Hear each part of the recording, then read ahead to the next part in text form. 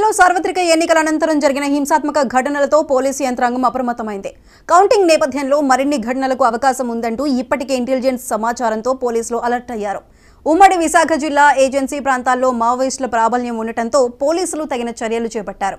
తాజాగా అల్లూరి జిల్లా Sileru police station సమీపంలో పనసలబంద అటవీ ప్రాంతంలో నిషేధిత సిపిఐ మావోయిస్టు డంప్ను గుర్తించారు పోలీసులు. అదనపు సిబ్బందితో ఏజెన్సీ ప్రాంతాలైన సీలేరు, చింతపల్లి, రంపచోడవరం, పాడేరు తదితర గ్రామాల్లో తనిఖీలు ముమ్మరం చేశారు.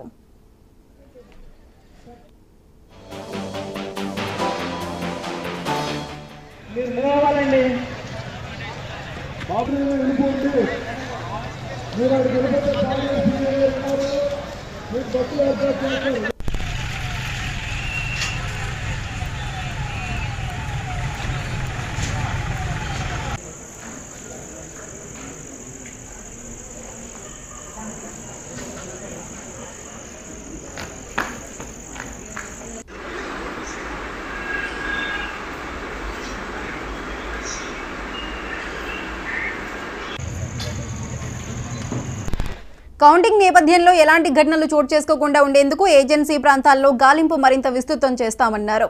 అలాగే కౌంటింగ్ సమయంలో అభ్యర్థులు ఖచ్చితంగా తగిన గుర్తింపు పత్రాలతో మాత్రమే కేంద్రాల్లోకి ప్రవేశించాలని అల్లూరు జిల్లా ఎస్పీ తోహిన్ సిన్హా స్పష్టం చేశారు. పాడేరులో జూన్ 4వ తేదీన జరిగే ఎలక్షన్ కౌంటింగ్ కేంద్రాల వద్ద పొలిటికల్ పార్టీలకు చెందిన కార్యకర్తలు ఒకే చోట గుమిగూడి ఉండరాదని తెలిపారు. మరోవైపు విజయోత్సవ ర్యాలీలు గానీ, బాణసంచా కాల్చడం వంటివి గానీ చేయకూడదని హెచ్చరించారు. కౌంటింగ్ కేంద్రానికి సుమారు 2 కిలోమీటర్ల పరిధి వరకు డ్రోన్ కెమెరాలు ఎగురవేయటం లేదా బెలూన్లు ఎగురవేయటం వంటి వాటిని నిషేధించినట్లు తెలిపారు. ఏజెన్సీ గ్రామాల్లో అనుమానాస్పద వ్యక్తులు సంచరిస్తే తమకు సమాచారం ఇవ్వాలని కోరారు. పొలిటికల్ పార్టీలు పోలీసులకు సహకరించాలని ఎస్పీ విజ్ఞప్తి చేశారు.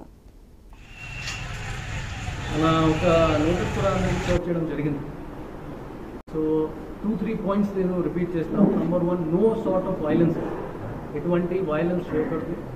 No victory procession will be allowed, ఎందుకంటే 144 సెక్షన్ సిఆర్పిఎస్ కూడా అమల్లోనే ఉంటుంది. 4th, no loud speaker permission is going to be there. 5th, ఈ డ్రోన్ ఫ్లైయింగ్ సంబంధించి కూడా ఎటువంటి పర్మిషన్ లేదు, సో అది కూడా చేయకూడదు. నెక్స్ట్ మోస్ట్ ఇంపార్టెంట్ పాయింట్, ఒక ప్రొఫెషనల్ కండక్ట్ మెయింటైన్ చేసుకోవాలి. There will be one winning candidates and other will be losing candidates. So వాళ్ళు మధ్యలోనే ఒక ప్రొఫెషనల్ రిలేషన్షిప్ మెయింటైన్ అవ్వాలి. ఎటువంటి టీజింగ్, గడవ తిట్టడం ఏమీ చేయకూడదు, అది కూడా అందరికీ చెప్పడం జరిగింది. We got very good response from the candidates. వాళ్ళు కూడా చాలా ప్రొఫెషనల్గానే విన్నారు అండ్ వాళ్ళు కూడా మనకి సహకారం కోసం చెప్తున్నారు. నేను అనుకుంటున్నాను ఎటువంటి ఇన్సిడెంట్ కౌంటింగ్లో కూడా జరుగుతుంది. సార్, ఇది మామూలు నిబంధనలు కూడా ఏమైనా పొడిగిస్తారండి? 144 సెక్షన్ అనేది కౌంటింగ్ తేదీ వరకు, 4వ తేదీ వరకు, తర్వాత ఏమైనా ఉంటుందా? అది డిపెండ్స్ ఆన్ ద సిచ్యువేషన్ అండి, డిపెండ్స్ ఆన్ ద సిచ్యువేషన్. ప్రస్తుతానికి 4th తారీఖు వరకు అది 144 పెడుతున్నాము. అది ఫ్యూచర్లోనే ఈ విక్టరీ ప్రొసెషన్స్కి పర్మిషన్ ఎప్పుడు అయినా కూడా లేదు. అది కాదు 4th మనం స్టాప్ చేసిన తర్వాత 5th వాళ్ళు చేసుకోవచ్చు. అట్లా కూడా అది కూడా ఉండదు. 144 మనం ఎక్స్టెండ్ చేసుకుంటాము. మీరు ఆర్డర్ చదివితే from the district collector it rights that 144 till the day of next order.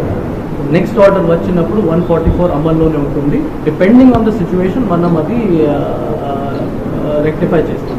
అంటే విజయం సాధించారు అభ్యర్థి, కొంచెం సంబరాలు జరుపుకుంటారు కదా సార్, అదే రోజు ఒకసారి రిపీట్ చేస్తారండి. 4th అనౌన్స్మెంట్ అయిపోతుంది సార్, ఉత్సాహంగా సంబరాలు విజయోత్సవ ర్యాలీలా జరుపుకుంటారు. ర్యాలీ కాకపోయినా సంగమ చేస్తారు. దానికి సంబంధించి కూడా మనం అందరికీ డిస్ట్రిక్ట్ సెక్యూరిటీ ప్లాన్ రెడీ చేయడం జరిగింది. ఇది కేవలం కౌంటింగ్ సెంటర్ కాదు కదా, మన పోలీస్ వాళ్ళు ఉంటారు. మొత్తం ఏఎస్ఆర్ డిస్ట్రిక్ట్లో ఇంపార్టెంట్ విలేజెస్లో, ట్రబుల్సమ్ విలేజెస్లో, అన్ని లొకేషన్స్లో మన పోలీస్ పికెట్స్, యూఆర్టీ టీమ్స్ और బందోబస్తు, రైట్ కంట్రోల్ డ్రిల్తో పాటు వాళ్ళు ఉంటారు. సుమారుగా 3500+ ఫోర్స్ మనకి కౌంటింగ్ డే రోజు కూడా ఏఎస్ఆర్ డిస్ట్రిక్ట్లోనే ఉంటుంది. విల్ మేక్ ష్యూర్, అందరికీ ఆల్రెడీ చెప్పడం జరిగింది, ఎటువంటి క్రౌడ్ మొబిలైజేషన్ పర్మిసిబుల్ లేదు. అప్పుడు కూడా ఎవరైనా బయటకి వస్తే any kind of celebration or any kind of issues మన ఆఫీసర్స్ రెడీగానే